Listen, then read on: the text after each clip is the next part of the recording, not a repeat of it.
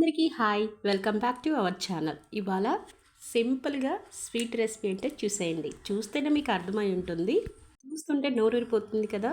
చాలా కలర్ఫుల్గా చాలా బాగుంది కదా. సో ఇదేంటో చూసేద్దాం, వచ్చేయండి.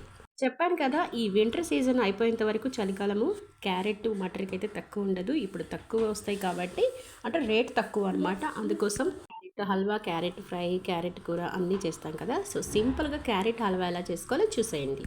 నేను ఒక హాఫ్ కిలో క్యారెట్ తీసుకున్నాను. సింపుల్గా తొందరగా అయిపోవాలంటే తురుము పట్టకుండా మనము ఇవి ముక్కలుగా కట్ చేసుకొని కుక్కర్లో కొంచెం పాలు పోసేసి ఒక 5 విజిల్స్ రానివ్వాలన్నమాట.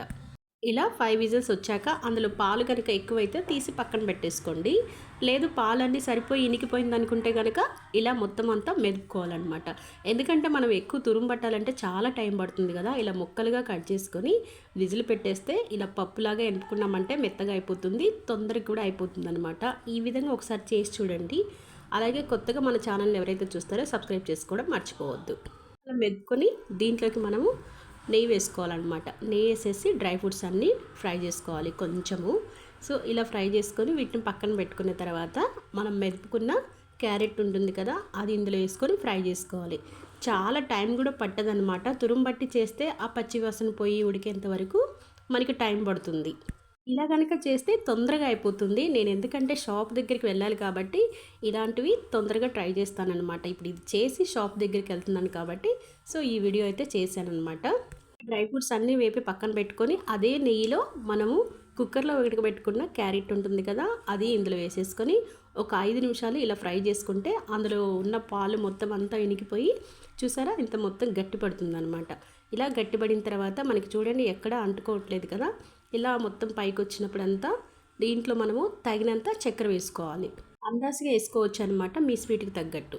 సో ఇలా వేసుకొని బాగా కలుపుకోవాలి. ఈ చక్కెర వేసినప్పుడు మనకి అంతా కరిగిపోయి మళ్ళీ కొంచెం వాటర్ లాగా వస్తుంది, అది కూడా ఎనికిపోవాలన్నమాట. అప్పుడే మనకి క్యారెట్ హల్వా అనేది పర్ఫెక్ట్గా వస్తుంది. సో దీంట్లో కొంచెం నేను ఫుడ్ కలర్ వేస్తున్నాను అనమాట.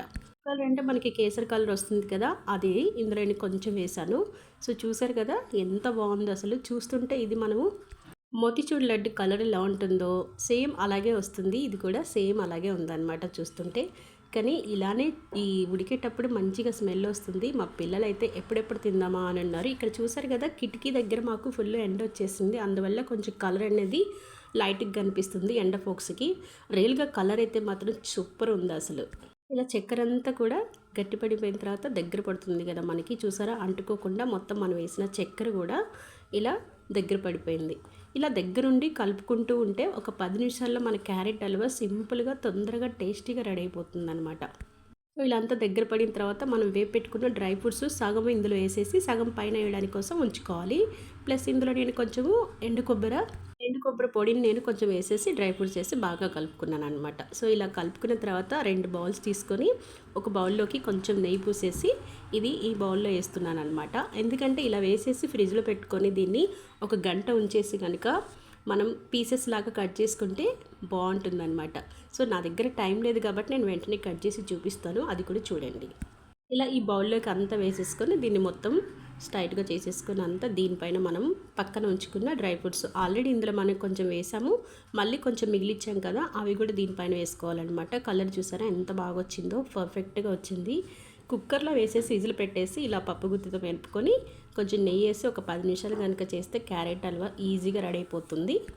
ఈ క్రిస్మస్ సీజన్లో ఇలాగా చేసుకొని ఇంట్లో కానీ లేకపోతే పిల్లలకి చేసి పెట్టండి, చాలా బాగుంటుంది.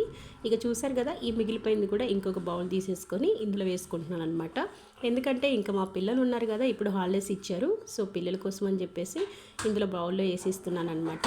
అది వచ్చేసి ఫ్రిడ్జ్లో పెడదాం అనుకుంటున్నా.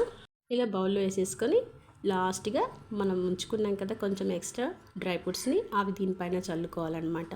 సో ఇలా చల్లుకొని ఫ్రిడ్జ్లో పెట్టేసి చాకుతో కట్ చేస్తారంటే చాలా బాగుంటుంది.